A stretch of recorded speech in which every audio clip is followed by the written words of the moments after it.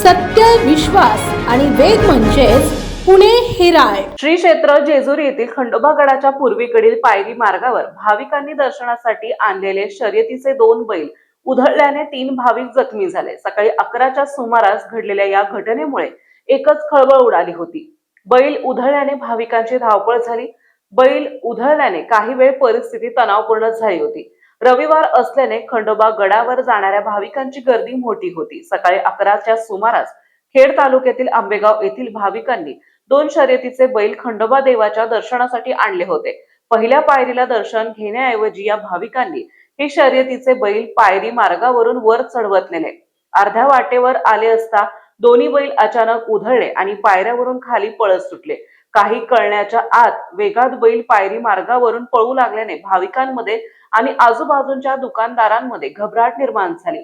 घाबरलेले भाविक पळू लागले. या घटनेत गड चढणारे शिवा भास्कर मोहे बुलढाणा, विशाल रामदास कवळकर बुलढाणा, ज्योती महेश पवार जळगाव हे भाविक पायरी मार्गावरून पडून जखमी झाले. सुदैवाने यावेळी पायरी मार्गावर लहान मुले नव्हती, त्यामुळे मोठा अनर्थ टळला.